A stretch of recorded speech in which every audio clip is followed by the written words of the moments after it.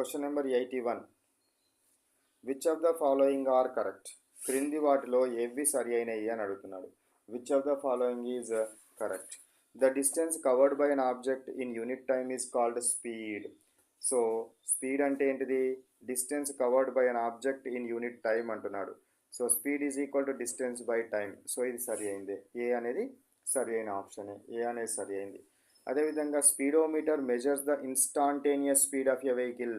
అంటే ఆ సమయంలో క్షణకాలంలో మార్పును చూపెడుతుంది కాబట్టి ఇది కూడా కరెక్టే, speedometer. Next C option. A distance time graph of a body moving with uniform speed is a straight line. So distance versus time graph కనుక వేస్తే మనకు యూనిఫామ్ మోషన్కి స్ట్రేట్ లైన్ వస్తుంది కాబట్టి ఇది కూడా సరి అయింది. Speed and velocity are exactly the same physical quantities. Speed and time వీటి మ్యాగ్నిట్యూడ్ సమానంగా ఉంటుంది, కానీ స్పీడ్ అనేదేమో స్కేలార్, వెలాసిటీ అనేదేమో వెక్టార్. కాబట్టి ఇవి రెండు కరెక్ట్ కాదు. కాబట్టి సరైన ఆన్సర్ ఏంది? ABC.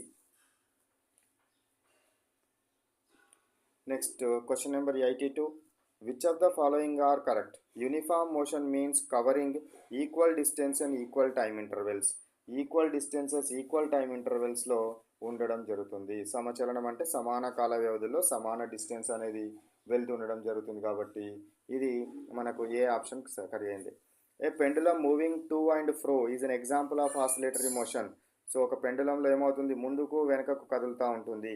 To and fro motion ఇది ఆసిలేటరీ మోషన్ కాబట్టి ఇది కూడా కరెక్టే. Third one, the basic speed of unit in SI system is metres per second. So ఇది కూడా కరెక్టే. Next one, oscillatory motion is always non repetitive కాదు, రిపిటేటివ్. అది రిపిటేటివ్ కాబట్టి ఇది wrong. So that's why correct answer is ABC. Correct answer is what?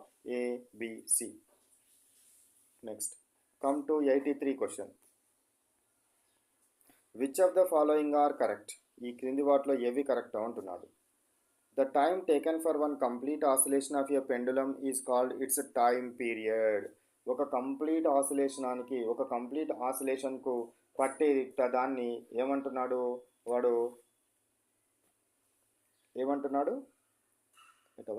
Pendulum is called as time period కాబట్టి సరి అయిన టైం ఒక ఆసిలేషన్ పట్టే కాలాన్ని టైం పీరియడ్ అంటారు. The SI unit of time is second. Second is the SI unit. ఇది కూడా కరెక్టే. A simple pendulum of a fixed length has the same time period at any place on the earth. So ఒకటే length ఉండి ఒకటే పొడవు ఉన్న simple పెండలం యొక్క ఆవర్తన కాలాన్ని కనుక కొలిస్తే ఒక్కొక్క ప్రాంతంలో ఒక్కొక్క రకంగా ఉంటుందా? ఉండదు. ఈ లెంత్ సమానంగా ఉన్నంత కాలము నువ్వు ఎక్కడ కొలిసినా భూమి మీద ఒకే రకంగా ఉంటుంది కాబట్టి ఇది కూడా కరెక్టే. The length of pendulum effects its time period. Length మీద డిపెండ్ అవుతుందా? The length of pendulum effects the time period కాబట్టి ఇది కూడా సరి అయినదే. కాబట్టి అన్నీ సరి అయినవి, ఏబిసిడి. సో ఇందులో ఏబిసిడి ఆప్షన్స్ లేవు కాబట్టి మరింత అక్యురేట్గా మనం తీసుకోవాలి. So once check. A simple pendulum of fixed length has the same time period at any place on the earth. So ఇది కొన్నిసార్లు మనకి తీసుకోం కాబట్టి దీన్ని కట్ చేయండి, సిని కట్ చేయండి. కాబట్టి ఏమవుతుంది? ఏబిడి. ఎందుకంటే మనకు ఎందుకు కట్ చేయడం జరిగింది అని అంటే సింపుల్ లోయర్ క్లాస్లలో ఇది కరెక్ట్గానే తీసుకుంటాం, కానీ హయ్యర్ క్లాస్లోకి వెళ్ళిన తర్వాత ఏమవుతుంది అని అంటే మనకు ఈ సింపుల్ పెండులం గురుత్వాకర్షణ శక్తి మీద కూడా డిపెండ్ అవుతుంది. గురుత్వాకర్షణ శక్తితో కూడా కొద్దిగా మారుతుంది కాబట్టి ఎర్త్ మీద డిఫరెంట్ ప్లేసెస్లో గురుత్వాకర్షణ శక్తి డిఫరెంట్గా ఉంటుంది కాబట్టి గ్రావిటీ డిఫరెంట్గా ఉంటుంది కాబట్టి దాని మీద ఆధారపడుతుంది అని అంటాం. సరే, అంత అక్యురేట్గా ఇచ్చినాడు కాబట్టి దీన్ని రిమూవ్ చేయండి. సీని రిమూవ్ చేస్తే ABD is the answer. 84th question. Which of the following are correct? Speed is equal to distance by time. So correct. ఇది సరి అయింది. Average speed is the ratio of total distance by total time. Average speed is equal to total time divided by total distance divided by total time. So ఇది కూడా కరెక్టే. Next third, the slope of distance time graph gives speed. Distance time గ్రాఫ్లో slope ఏమొస్తుంది? స్పీడే వస్తుంది. So distance time, దీని slope అంటే distance by time అంటే speed. కరెక్టే. So if speed is constant the distance time graph is a curve. Speed కాన్స్టెంట్గా ఉంటే మనకి ఎట్లాంటిది వస్తుంది లైన్, ఇట్లా స్ట్రేట్ లైన్ వస్తుంది. కానీ వాడేమన్నాడు కర్వ్ అన్నాడు, కాబట్టి ఇది wrong. So D is the wrong. Correct answers is ABC.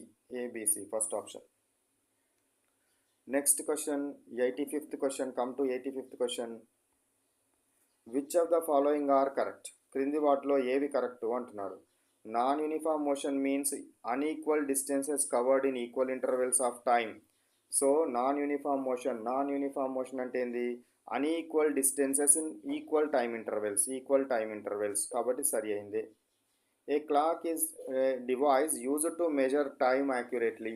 So మనం టైంని కొలవడానికి యూజ్ చేస్తాం కాబట్టి క్లాక్ అనేది కరెక్టే. The pendulum of wall clock has very short time period compared to a seconds pendulum.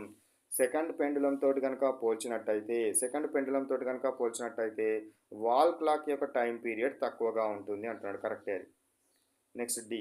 Uniform motion cannot be represented by a straight line on a distance time graph. So distance time గ్రాఫ్లో వచ్చేదే uniform మోషన్కి straight line వస్తుంది, అంతేనా? Straight line వస్తుంది, కాబట్టి ఇది wrong answer. So that's why correct ఏంటిది? A B C. A B C is the correct answers. Okay, so now let me stop.